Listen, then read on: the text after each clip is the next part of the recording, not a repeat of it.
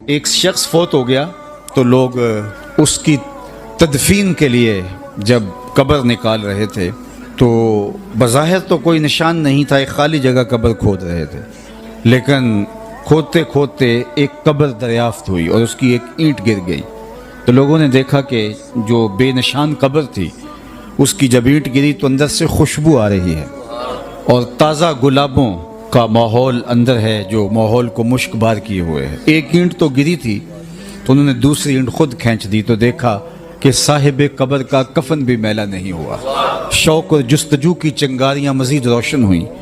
تو انہوں نے چاہا کہ ہم معلوم کریں کہ یہ شخص کون ہے اور اس کا عمل کیا تھا کہ مرنے کے بعد بھی اس کا کفن بھی میلا نہیں ہوا، جبکہ قبر کا اوپر سے نشان تک مٹ چکا ہے، نہ جانے کتنی پرانی قبر ہے۔ لوگ ڈھونڈنے کے لیے نکلے تو خیر اس کی بوڑھی بیوہ مل ہی گئی،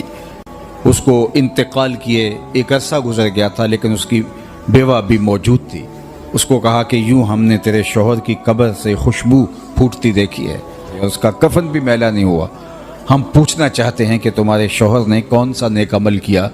اس کے معمولات زندگی کیا تھے، تاکہ ہم بھی اس کا تتبع کر کے اپنی زندگی میں اور اپنی قبر میں چراغاں کر سکیں۔ تو اس نے اپنے ذہن پہ زور دیا اور کہا کہ میرا شوہر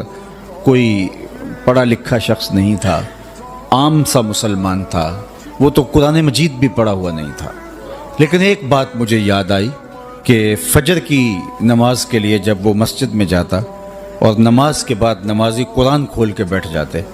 تو اس سے بہت تکلیف ہوتی کہ کاش میں بھی قرآن پڑھا ہوتا تو میں بھی قرآن کھول کے بیٹھتا، قرآن پڑھتا تو یہ بوجھل قدموں سے واپس گھر آ جاتا اور طاق پہ رکھے ہوئے قرآن مجید کو اٹھاتا، اس کو کھولتا اور چومتا اور ایک ایک سطر پہ انگلی رکھ کے کہتا مالک مجھے نہیں پتا یہ کیا لکھا ہے، جو لکھا ہے سچ لکھا ہے۔